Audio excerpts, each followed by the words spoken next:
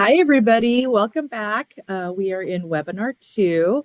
For those of you who do not know me, my name is Alisa Takeuchi. I am your facilitator for this course, and I'm very excited because it is something near and dear to my heart. I do like lesson planning, and to have this available to you to learn about how to lesson plan, how to do it effectively, has been a really great joy for me. So I hope that you guys are learning a lot. We are now in webinar two. And so we're in week 3, and we're going to go ahead and get started. All right, so here's our agenda for today. We're going to do a quick review of the course, what you guys have done since the last time I saw you. And, if you have any questions or, things, please let me know. We're going to explore the principles of andragogy. So again, we did some little research and readings on it prior to this session, but we'll go over that as well. And we're going to consider the backward design and lesson planning. I was very, very impressed by what I read on the Moodle in the forums and your replies and your replies to other people's replies. I thought it was really good discussions in there. So we'll go through that as well. We're going to review and practice the writing objectives just to give us a little bit more practice. I think some of the ideas and concepts were a little bit new for some of you. And so I just want to make sure that we go over them again and just to reiterate what it is that we're looking for when we think about objectives for yourself and for your students. And then a quick introduction to using AI for lesson planning. When this course was first designed, AI wasn't even a thing yet. And so now that AI is right here in our face, it would do us a disservice not to at least introduce it to you if you've not already used it anyways. But then how can we incorporate what we've been doing in the course and then taking it with using the lesson plan builder from OTAN, and then also taking that and also using it with some sort of Gen AI. All right. So for our objectives for today, participants will be able to identify principles of andragogy and lesson planning, explain the steps of backward design, critique and revise lesson objectives, name one AI application to help with lesson planning. All right. So these are the things that, my hopes and dreams that we will accomplish by the end of this session today. All right. So let's go ahead and warm up. So I'd like for you in the chat to go ahead and share something that you've learned, maybe an aha moment or something that you were like, wow, I never thought of it that way. Or, like, wow, this is brand new and I can't wait to start using it, about lesson planning that you either did, yourself through your own search or like reading other people's, other participants' forum posts. Just, something very quick and easy, one aha moment right in the chat. I'm going to grab my chat so I can read it.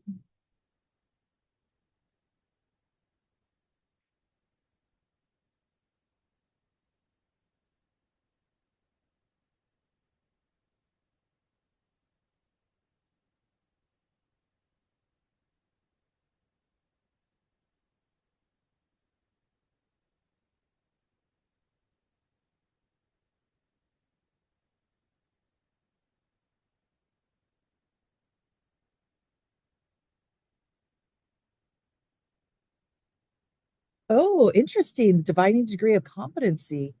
Was that something new or something that you thought of it a different way? It was something new for me, and I'm still kind of wrapping my head around it because I also don't really know what that means, really. No problem. But I kind of just followed the example in terms of Yeah. 80%. Yeah, I would hope it's around a high number, not 50. Um, but Yeah, no, thank you for your honesty. I appreciate yeah. that. I'm sure you're not alone. I'm sure other people have been thinking that too. And again, it's just like our students, right? We have to, we encourage our students to speak up, but hardly anybody does. And then when you can see in the other students' faces, like, oh, I'm so glad that she asked that question, or I'm so glad that she said that. Oh, interesting. That's great, Ian. Yeah, just being super mindful about which active verbs that we are choosing to select on our objectives, and whether it be for ourselves and or our students, and depending on what you're teaching and at what level, it could be just even as simplifying or making more academic, depending on what the situation is. Thank you for that. That's great. Anybody else have? Oh, let's see here. Yeah. Yes, you're right, Scott. And it's so interesting. I'm so happy that we have some CTE peeps in here, because lesson plan is a lesson plan, no matter what department you work for or what discipline you're teaching. But to see how, especially for CTE teachers, just because in historically speaking, CTE teachers are have not been taught to be teachers, and so whatever you can learn from teachers who went to school to be teachers has been super helpful, I feel. And so yeah, so even though the topics or the content might be different, how the lesson plans are developed, are pretty much the same. Yeah, thank you so much. I appreciate that. All right. Good job. All right. So let's take a quick overview of where we're at now. So last time we met, we were in week 1 and we did the first webinar. And yeah, exactly. And now, you did some work, you got some concepts, you understood some things in week 2, and then week 3 we started something new, and now we're in the midst of week 3. And so we're just, barely getting to the point of talking about backward design. We're still continuing with the WAPIA lessons. We're thinking now about the evaluation. And then I did notice, when we get to this place in the slides, I know that there might still be a little bit of confusion about when you're designing a lesson plan versus when you're actually teaching a lesson plan, because the order does change. And I know that could have been a little bit confusing for some of you. So, I'll just make sure when we get to those slides that I kind of go over that a little bit more thoroughly. And then next week will be our last week. We'll be finishing up, and you'll be actually designing your lesson, and just really being cognitive about making a learner-centered lesson plan with instruction. And hopefully, between the lesson plan builder and AI, this can be a much smoother, easier process for some of you, especially with some of you that have no experience with it at all. So I'm excited about that. The principles of andragogy. So we touched on it a little bit last webinar in regards to the difference between pedagogy and andragogy. And so let's go ahead and talk about this. So Malcolm Knowles developed a theory that the art and science of teaching adults, because before it was kind of like, oh, when you teach, it's just going to be the same. But we know as adult ed teachers, that how we teach our adults is significantly different than how we teach children. And there's a myriad of reasons why, and primarily because of how our students are coming to us versus the children that are in K-12, let's just say, their experiences in school. And so we are going to talk about 5 principles of andragogy, but if you go online, there are plenty of, like some of them have 8 principles, some of them have 6 principles. So, there's many different theories about the different principles, but they all kind of run the same gamut. So we'll talk about that. So here is the principles of andragogy. So if you've been in the classroom for a while and you've kind of heard these things prior, they will kind of, you'll be like, oh yeah, I do see that in my students. If you're kind of new to adult education, start thinking about what we're talking about here, and then see if you can start applying it to your students that you currently have, to see if you can make some connections. All right. So the adults in our classes have a reservoir of life experience. So even in CTE, when you have your students in the class, some of them may already have background of that field of, the pathway, or some of them may be coming in because it's a different career choice or whatever it is. But everybody's got some background knowledge of something.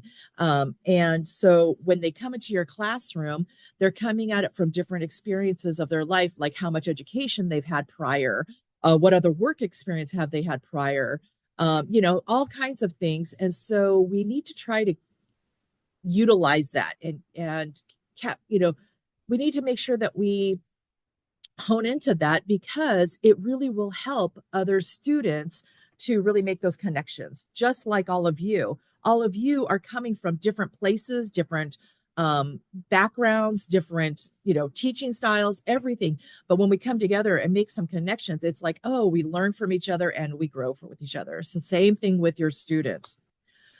We come to school ready to learn. So it's not something that's forced upon them. They have made this choice to learn something new, whatever that something is, whatever it is that you're teaching them. And so that's where they come in with some motivation. They are self-directed. They come in there again with it's all about the experiences that they've had before. They still need instruction, right? That's why they're there, but they are very self-directed in the fact that they can come together and start to learn how they learn in a more meaningful way than maybe when they were children. And it could be different. I tell my students that all the time. I say how you study now as an adult could be different than how they studied as a child. And if it worked as a child, then bring it back. But if it didn't really work, if you weren't really that great of a student, or you didn't have very good study habits, then try to learn other ways to learn, and maybe that could be a better way for you now. They are problem centered, so we know this ourselves, is that we're very cognizant of the problems that are around us and how do we solve it, especially as teachers too. That's kind of in our nature. But even with our students, they come in that there's some sort of issues, and that it's probably their job or responsibility to resolve those issues. And so they already come into that mindset of being a problem solver. So if you can bring your curriculum more into that mindset, it really does help them to adjust to learning new content. So that's another way that we can start thinking about those practices, bringing in some problems for them to solve about the content that they're learning, depending on what it is. And then having internal motivation. Again, they are there because they want to be there. They are there. They will stay there, though, because they feel that whatever you are offering them is meaningful and practical and relevant to their lives. So, they're coming already into it, ready to go. It's our job to keep them there with the information that we're producing. And so hopefully with lesson planning and all the activities that we're thinking of giving them with the content, it really will keep them to keep coming back. All right, so let's go ahead and talk about the experience. So I believe this is where we're going to, let me see. Sorry, let me go back to my Zoom so I can check the chat. So I could check. Yeah. There's not enough people to do a breakout. Oh yeah, sounds good. Perfect. We'll just go Okay. ahead and do it in room. Yeah, we'll have our own breakout room. How's that? So we're going to go ahead and have a discussion. So please feel free to, come off mic, turn on your camera if you want. And we'll have a discussion within this room. So we're not going to go into breakout rooms. All right. So experience matters. So what we were talking about, background knowledge. Adults have an ever increasing reservoir of experience that is a rich resource for learning. So what are some ways that you can find out how much your students already know? So again, thinking of your class right now or a class that you've taught before, how do you know what your students know? If that makes sense, right? So what are some ways that you find out what students know? So take a few seconds to think about that, type it in the chat, or if you want to come off mic, that's okay too. I keep losing my participants. There we go. Anybody have some ideas? All right, I think everybody's typing.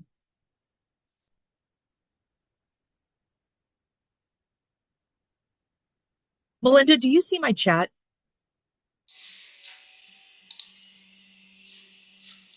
Do I see your chat where?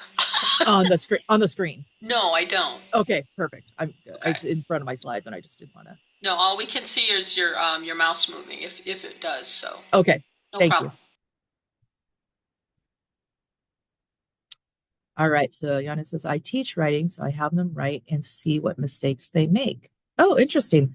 Okay, so if you're doing this as a precursor, like if you're, I don't know if this goes with you, and again, you could come off mic if you want to explain more, but I'm thinking like if you're going to do past tense verbs, let's just say you give a prompt like, hey, what did you do last weekend? and then the students do a writing, and then you can kind of visually check to see how well their past tense knowledge is, something like that. Um, through casual conversation about day-to-day topics, Scott says, I begin to get a sense of their life knowledge. Think about computer-aided design before starting my class. And he says assessments, questionnaires, work experience. Yeah, yeah, those are all great ways to, to check to see what do they know before what do they know? Okay. Um, a lot of times I don't know if your school or your agencies do this, but even at the very beginning, when they first start, like maybe when they register, or perhaps maybe your first week of school, you may give them some needs assessments. So then you can see, like what are they looking at? What are they looking for? Or what do they already know prior, especially in CTE, right? So at my school in CTE, we give them maybe some like a diagnostic test, and there's no grade, there's no consequences to it. I just want to know what you know or what you don't know, so that it gives me a good idea of who has more background knowledge or who needs more support for certain topics, things like that. Or again, when we're talking ESL, we are talking about maybe again a diagnostic test. You give them grammar, you give them speaking, reading, writing, and then you can just kind of check, who knows how much, or how much of it do they know. Yeah, perfect, you guys. Thank you. Oh, yeah. The CASA scores do help, but be careful. Don't get into that trap, because remember, CASA's test normally is just one reading test, unless you give the whole thing where there's the listening test and the writing test too, which very rarely many agencies do that. So by many agencies, this is what happens. We give our students the CASA's reading test, and we determine what level ESL they are because of that test. But it's really just one, mode of assessment. Oh, just reading and math. So for CTE, yeah. So for CTE, and that also can be a little bit of a trap, because that might qualify them. The number that they get on the CASA scores may be their qualifier to be, into the CTE class. But, they just could not have been in class for a long time, or school a long time, and their listening and speaking are much higher, things like that. So sometimes giving, having little interviews, like you said, just talking to the students too, just giving them a chance to kind of let you know what do they know and what do they not know. Perfect. Thank you. All right. So let's go ahead and take a look at this. So here is a graphic, and you are, because you are also adult learners, right? So this does apply to you as well as your students. You are motivated to learn something when it will help you to cope with real life tasks or problems, right? So again, you are all here because you want to learn more about lesson planning, because you want it to help you be a better teacher. So again, your students are exactly the same. They're coming to school for certain reasons, and if we can meet those reasons, then they're going to continue to come back, because they realize that it's practical for them. All right. So let's see here. With self-direction, right? So again, we are not telling them what they have to learn. They are deciding on their own what it is. Now, they might have to waver some of their pathway a little bit, because maybe, for example, if their English isn't high enough for the particular CTE pathway that they want, they may have to postpone that CTE component until they get their English up. But again, it's their choice to do this. We are not telling them that it's all or nothing. So again, when you're looking at different ways, students can decide, if you look at this graphic, are they looking to go to school for a career or college pathway, or are they looking for life skills, more of the socialization or survival parts of it? Okay. They want to be able to control their learning, so that it relates to their goals. Again, sometimes, though, their pathway may not be a straight arrow. It may have some little curves to it. Oh, I think, sorry, I'm not reading my notes. I think we were supposed to be doing stuff we're supposed to be putting stuff in the chat. Sorry about that. Let's start with this one, number 3. So let's see here.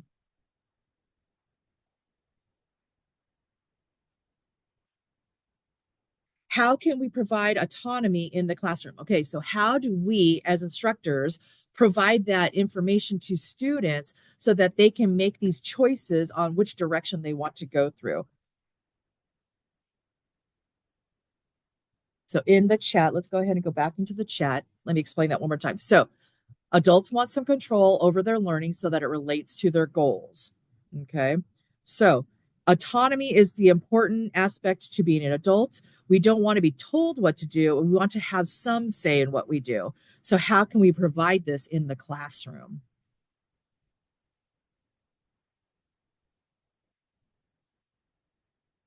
And you may not know the answer. I mean, if you're kind of new to teaching, or if it's something new to you, even if you're an experienced teacher and it's something new to you, this could be something that you go, oh, I hadn't even thought about that before. Maybe something that you might want to incorporate more. Oh, yeah, that's perfect. So, even just giving them choices of prompts or writing, topics. Yeah, exactly. So not everybody's doing, remember we talked about it before where one size does not fit all. It's, sometimes we give them choices because if we just gave them one choice, it may not apply to everybody. Yeah, select the reading that's relevant to them, and or making it so that the reading might be in different levels of reading, depending on your classroom. Some students again might be very strong readers and some of them may not be very strong readers, and so maybe scaffolding or differentiate, there's another educational word, is differentiate, is to have a reading and then maybe have another option where there's the same content of reading, but in a different level of reading. Let's see here.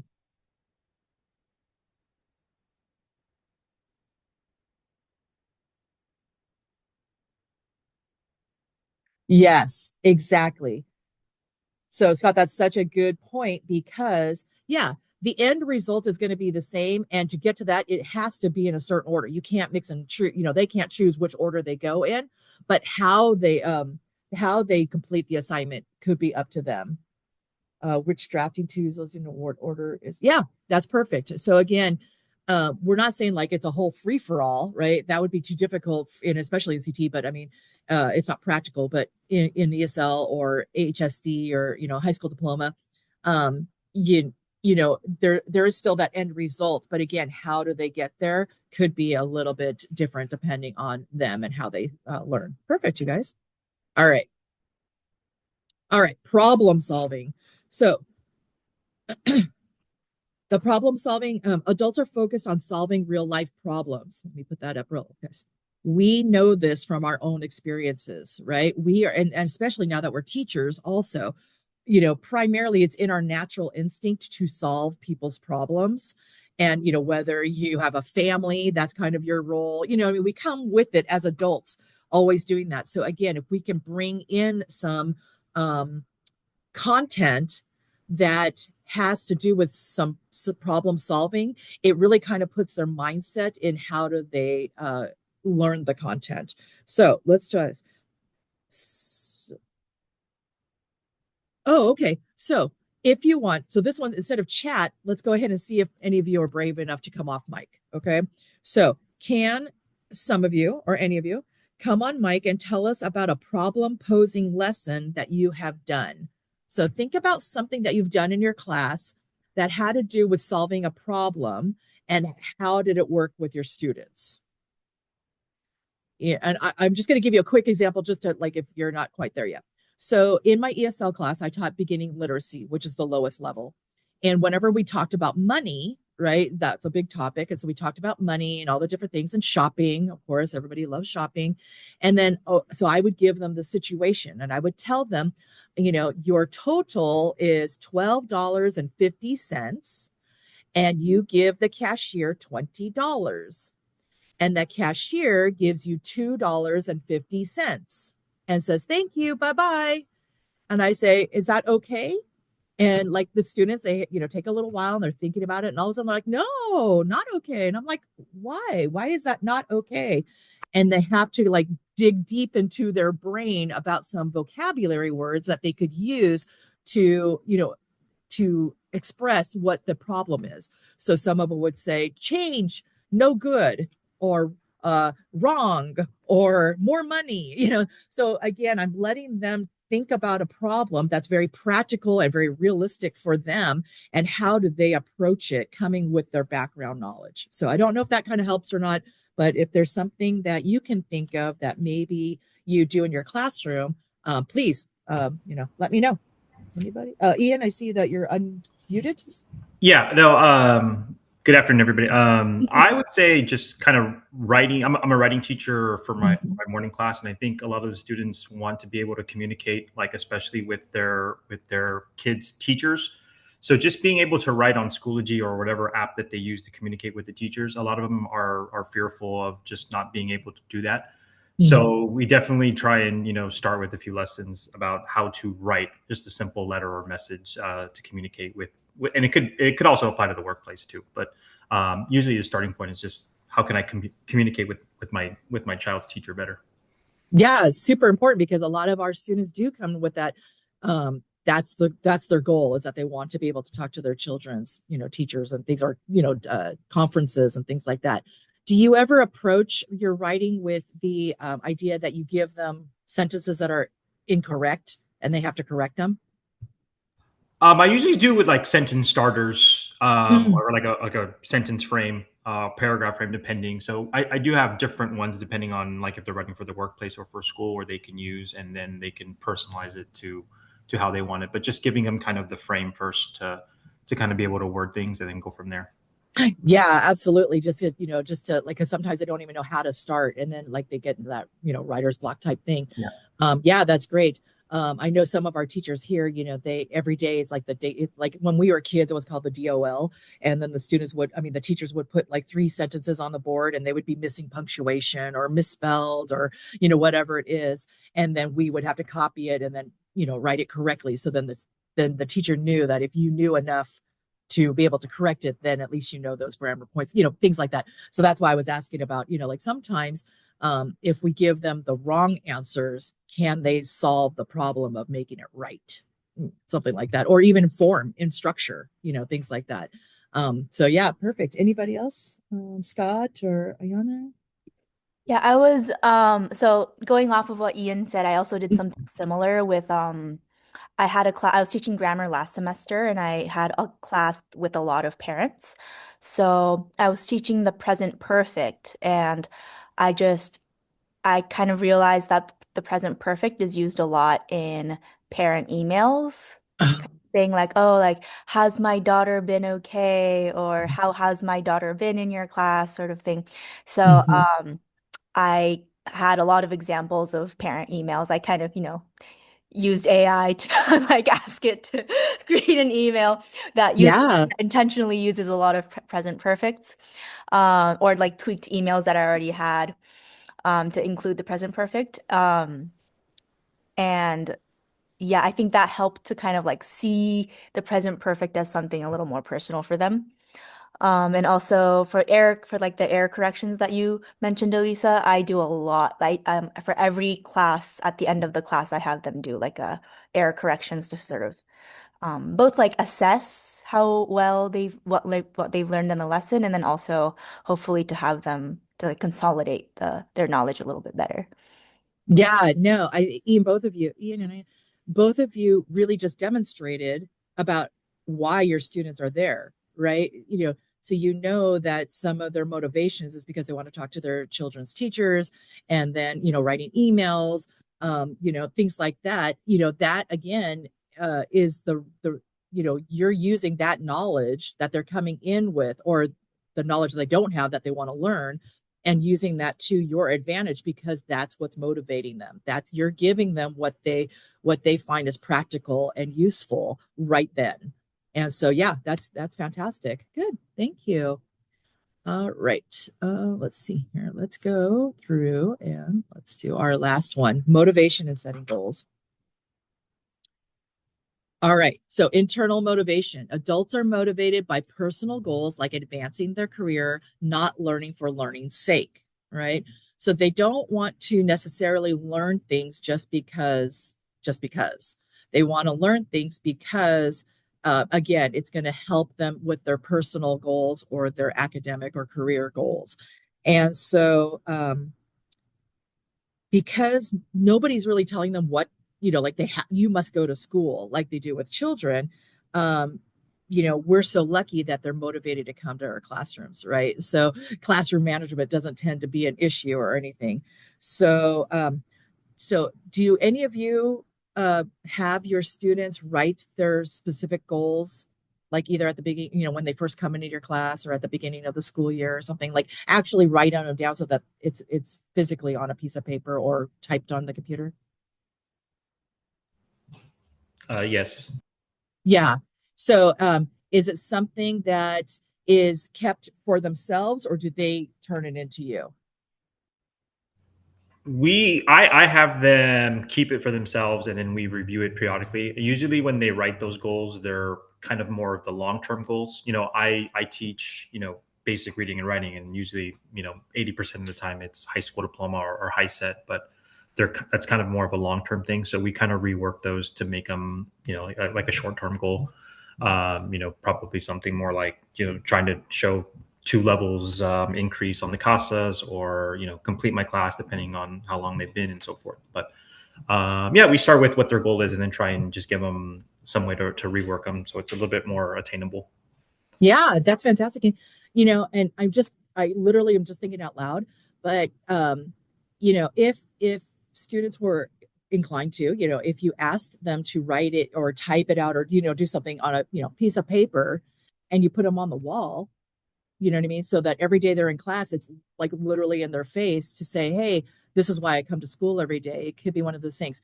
And I'm going to tell you something else about that in a second. But Ayani, did you wanted to, I don't know if you were going to say something too. I know you're eating. Sorry.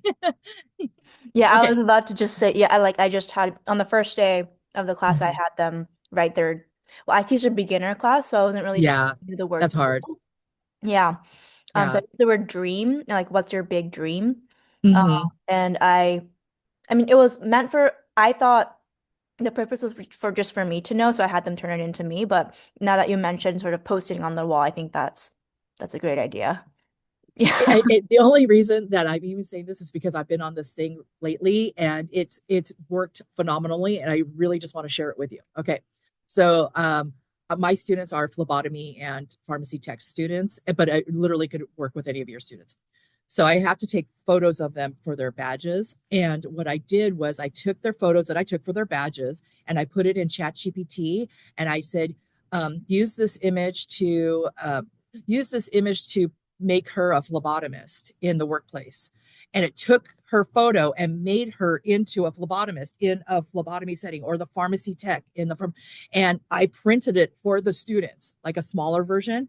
And then I made a bigger version. So they got to keep one. And then we put the other ones on the wall. So every day they see themselves in their future. And I just thought it was so cute and fun because ChatGPT did it. And I was like, oh, AI. But I didn't realize the impact it was going to have on the students. So, Ian, just hearing you about like high school diploma stuff, why not put them in a cap and gown? Even if they're in the basic, the early, right? If that's kind of what their sites are seeing, put them in a cap and a gown with a diploma and, on there or something like that. If you're able to, or have them, just tell them to visualize it. Like, I see yourself doing it. And what I mean? And again, it could be just a great motivator for them to say, hey, this is why, when they're tired, or when they're, whatever's, and they're, starting to question, why are they even coming to school every day? Like, they see those images and they're like, that's why. So any of those motivations that you can use to your advantage to help your students to keep clunking on, because it's not a quick process. It takes a long time, especially if they're ESL students and they're trying to get their high school diploma, or or whatnot, or their CTE license, things like that. It's going to take them quite a while. It's not an overnight thing. So for them to kind of keep going around, I think that would be really helpful. All right. All right, so let's just recap the principles of andragogy. And again, you're thinking of it as you as a student learner, adult learner, but also for your students with your classroom. Have a reservoir of life experience. Find out what they already know. Come to school ready to learn. Know why they're there. They are self-directed. Provide choices. They are problem-centered. Practice problem solving. Have internal motivation. They include goal settings. Okay. So again, as you're applying these to your sense of being a student right now in this course, think of it, how do you apply these to your students that are in your classes? Alisa, All that right. was an annotation exercise. Oh, I'm sorry. Oopsie. Let me go back. Sorry. All right. Let's see. This one right here. Oh, there we go. All right. So here are the 5 principles. One or two that you think should focus on. So if you find your toolbar with the annotation thing, you can use any one you want. Check boxes, stars, hearts, you could draw. So the question is, are there one or two that you think you should focus on a little bit more? Or, ones that, you haven't even done before or you never thought about that you might want to incorporate? Yeah, nice. Look at you guys. Nice job. I give you choice, right? Thank you, Melinda. You can go ahead and clear that out.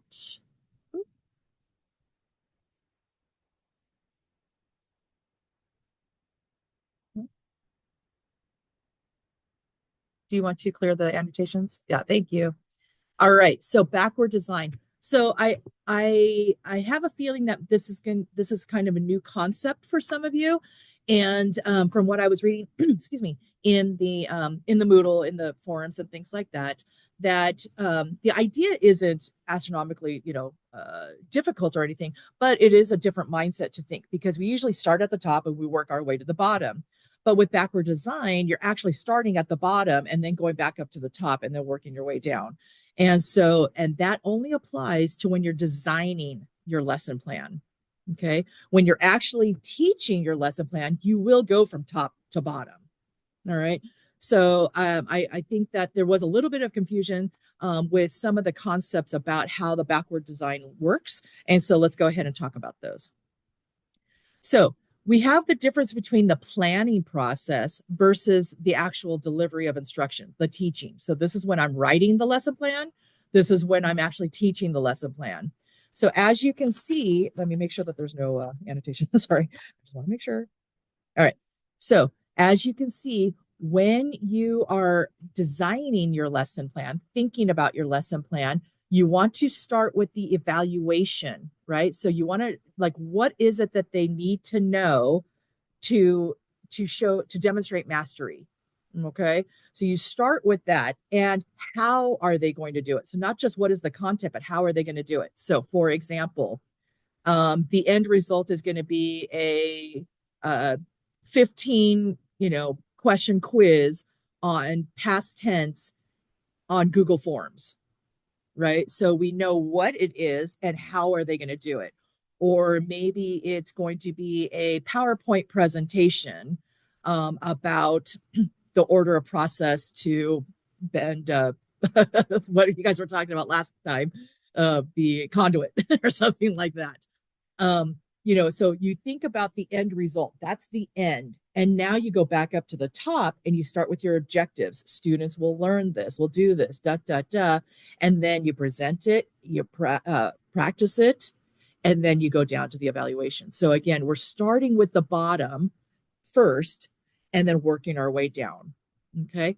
But now that I have my lesson plan, when I teach it, I'm going to do the WAPIA, right? So it's the warm up, the introduction, the presentation, the practice, evaluation, and application. So let's go ahead and make sure that I didn't finish this. All right. So let's see here. Is there a question? Yeah. So again, when you are designing your lesson plans, start with the bottom two, your evaluation and your application. And then how are you going to get your students to that point? So for any of you that are in ESL who do EL Civics, this is a perfect example. Excuse me. We give you, or your agency is going to give you the assessments, the tasks. But then how do you get there to get your students to be successful is, everything else on the top. So we're starting with the assessment and then we're working our way down. How do you make them successful with that? All right. So this is the next couple of things that we're going to do is called a waterfall, the waterfall part.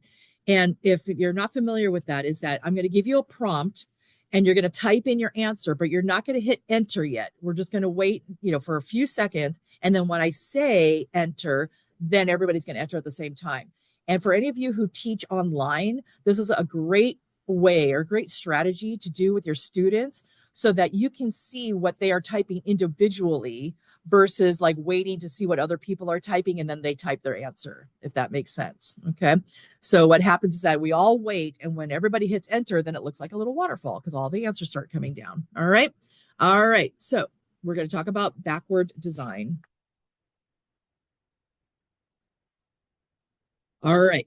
You're going to design a lesson on fractions. Okay. So what do you do first? Remember, we're in the design mode, not the teach mode.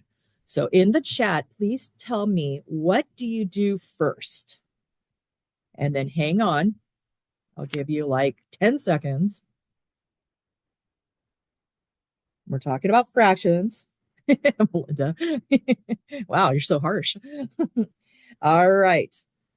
I'm getting my chat ready. I'm going to take a look at this. All right, everybody ready? Okay, enter. Ooh. All right. Verbally explain the theory, write the objective, and identify what is the assessment or evaluation. Yes. Okay. So remember, we're in the design mode. So so maybe when we're not doing anything with the students yet. We're just designing the lesson plan. So we want to start with that assessment. If we're talking about fractions, how am I going to know that my students understand fractions at the end of this lesson? So, I'm gonna make a 10 question, quiz or a 10 question test on fractions, on the computer. Good. All right. Nice. All right. Let me readjust again. All right. What are you going to do second? So again, we're designing a lesson. We're designing a lesson. Sorry, can I clarify a little bit? Sure. So Sure. so the first is to write the objective or to write the assessment or think about the assessment? Yeah, your first thing is going to be to think about the assessment. Oh, Yeah. assessment. Okay, Yeah, got I it. what think we're going to go assessment first. the first And thing, mhm. Alisa, though, you have to have an objective because you have to know what you're assessing. But remember, we're going to build our objectives from the assessment. No, Oh, I understand. I'm sorry. I misunderstood. You're right. You're right. So okay. yeah, you're going to need to know your objectives to know what the students are going to be learning, and then you're going to do the assessment to see how are they going to do it. How are they going to show mastery? Thank you, Marion. Yeah, sorry about that, Ayana. That was a little confusing on my part. So yeah, when you are designing the lessons, you need to know what your objectives are. What is it that they will be able to do at the end of this lesson? And then you go into your assessment to see how are you as an instructor going to know that they mastered those objectives. Yeah, thank you for that. Sorry about that. All right, so that was first. And then we go to second. Now, what are we going to do? After we do our objectives, and then I'll give you a couple seconds and then go ahead and hit enter. Practice. Determine the objectives. Sorry to give you enough time to type. My fault. Think about the presentation. Good. So all of you're coming from different places. So again, remember, after you do your objectives, now we're going to talk about assessment. How are you going to remember? We're not teaching yet still. We're designing the lesson plan. So before we practice, Ian, we need to know what is it that they're going to be practicing for, right? So again, we have the objectives of what they're going to learn, and then we talk about how are they going to show their mastery. That's the assessment. And then we're going to go, now we're going to go into part 3. Now, what do we do third? And even before practice, what is it? What's one thing we're going to do before practice?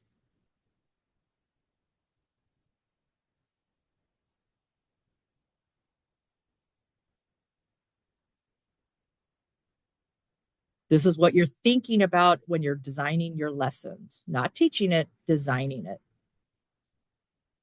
All right. I should check to see if anybody's typing. Okay. How's now? All right. How about hitting enter? Let's see what we did.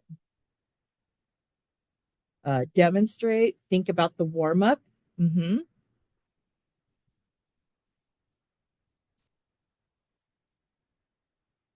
Okay. So, Scott, when you say demonstrate, if you don't mind coming off mic, what is it that you're implying when you're saying demonstrate? If we're teaching fractions, I would visually demonstrate and verbally articulate what 1/2 of a cake is.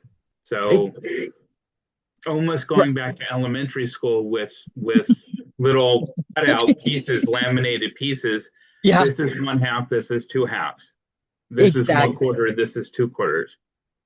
Yeah, absolutely. And this is going to be the part of your lesson plan when you're doing like presentation, when you're actually teaching it. But again, remember, we're talking about designing it.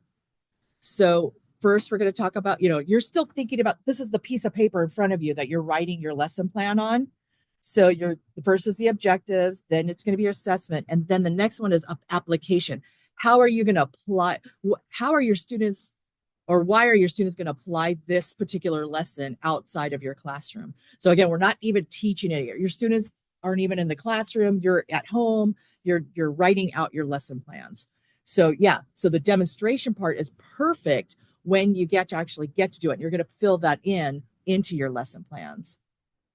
I always liked it in fractions when the teacher brought in chocolate bars. I was like, that was my motivation right there.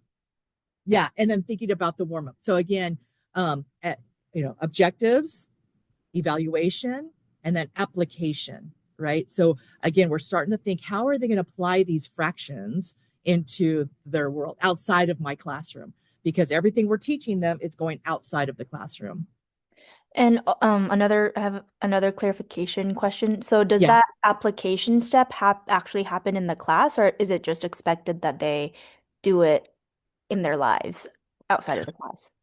Both. So you can do, what you could do is you can, whatever the lesson is, you can now, part of their homework or, one of their next assignments could be to apply it outside and then come back to report how it went into the classroom, so that it's not just dangling out there, because we do want them to do life skills.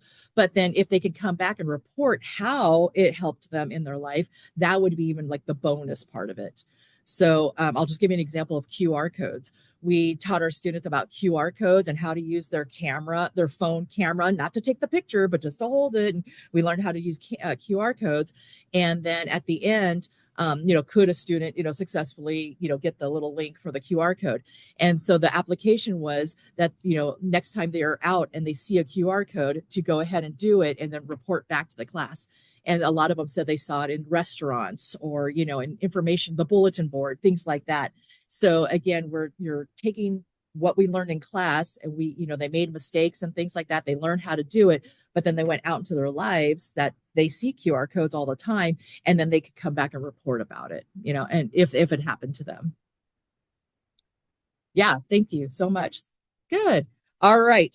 And then after the last one, so then the fourth step, what do you do after that? And that's where you're going to fill in all the rest. I'm just going to, I'm looking at the clock here and I just want to make sure that we have enough time to finish everything. But, that's when you're going to do the rest. You're going to fill in that warm up, like Ayana said, or the presentation, the practices, like Ian said, that's when you're filling out the rest of the lesson plan. That's why I was saying it's a little confusing between designing it and then teaching it, because I'm going to design it first with the objectives, and then I'm going to go down to the bottom of the application, and I'm sorry, the evaluation, then the application, and then I'm going to fill in all that other stuff. When I teach, I'm going to do the WPIA. Okay. All right. So in week 2, you learned about writing objectives. And so what do these letters stand for? So again, we're going to do this little waterfall thing very quickly. I'm going to put in the letter and you're going to type in, and then we're going to check and see how you did. Okay. So letter A. What does letter A, when you're writing objectives? Remember, we had A, B, C, D. What does the letter A mean? All right. Looks like everybody typed it in. All right. Hit enter, maybe. Nice. Ian. And for anybody else, you can go ahead and just like slip that in there real fast. No problem. Yeah. No problem. And you might not have gotten to that part in the course yet, too, which is totally understandable. So this might be new information for you. All right. So when you're writing objectives, there are 4 parts that you should think about to make a complete objective. And the first one is going to be your audience. Okay. And then Scott, if you want to go ahead and fill in, you can just hit enter, type it in and hit enter if you remember part B, or Ian, if you happen to know.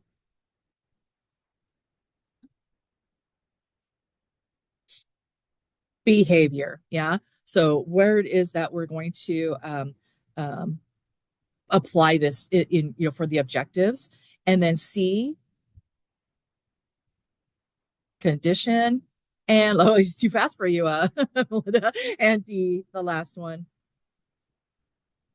is the degree. Yeah. So that's the A, B, C, D. If you haven't gotten to that part in the Moodle, this will make a lot more sense when you do. All right. So and then it's going to give you a lot of practices on having an objective. Remember, now we're talking the objectives, having the objectives, and then how do you rewrite it to make it a full, complete objective. And again, the objectives for teachers, how you write it in teacher language is going to be a little bit different than how you write it for student language. And there's the answers right there. All right. So we're going to go ahead and practice one of these. So students will be able to ask clarification questions when given directions at the doctor's office. So this is the objective.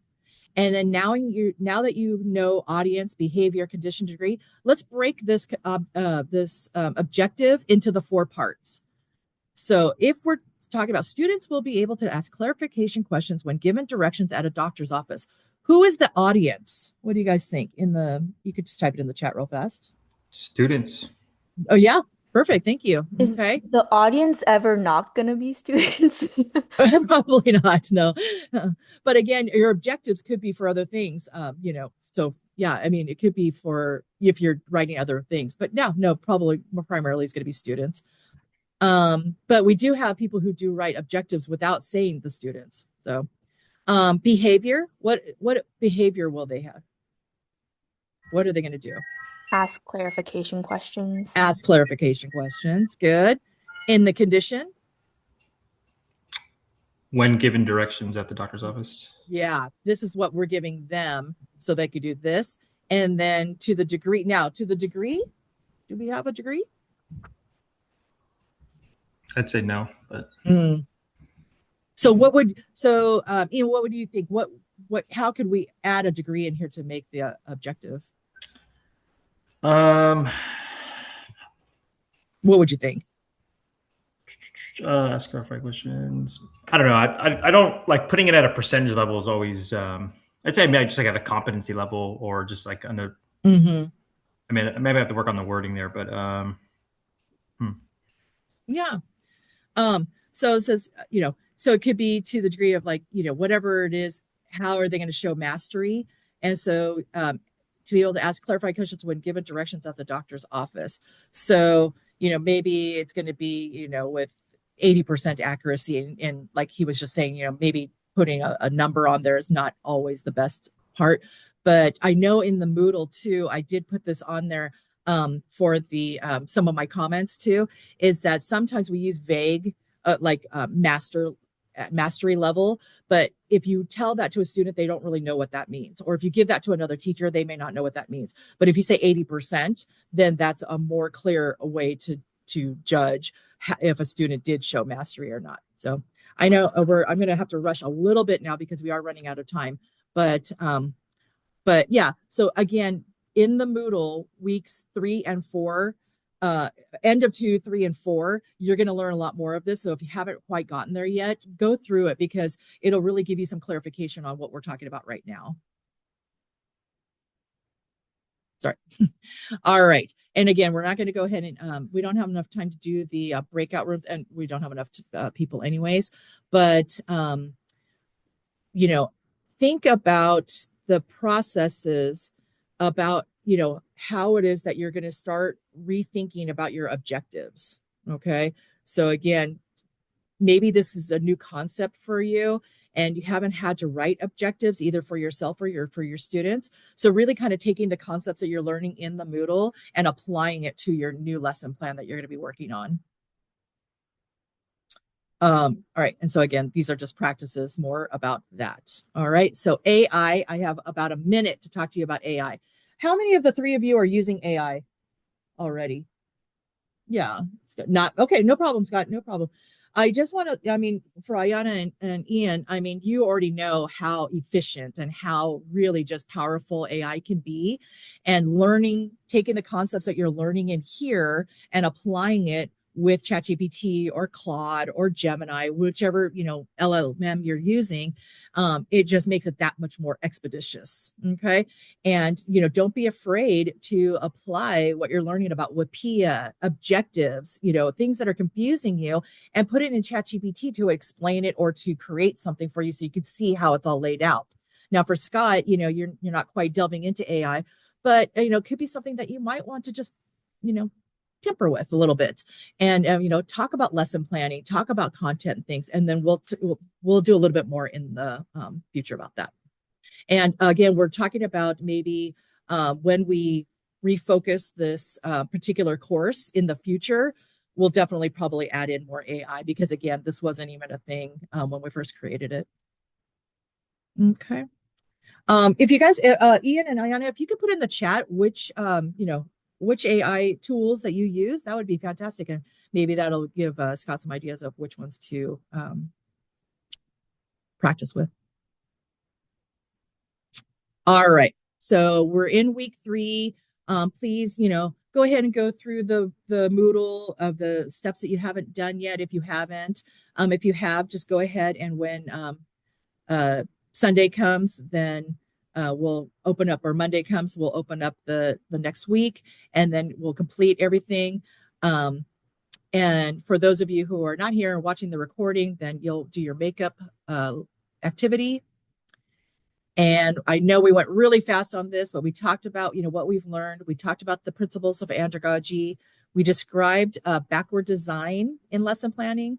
We reviewed a little bit about writing objectives, and we just took a small, an inkling of a peek of AI. All right. If there are any other questions, look at that, 1 o'clock on the dot. If you have any other questions or anything, oh, look at Notion. I've never even heard of that.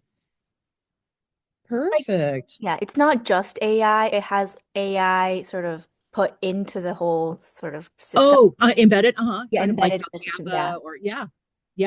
And there's hardly any, tools and websites too that don't have like an AI component to it now. So again, finding a safe space and just, playing and delving with it too. Thanks, you guys. I really appreciate it. I'm sorry, I'm 1 minute over. But I hope that I will be able to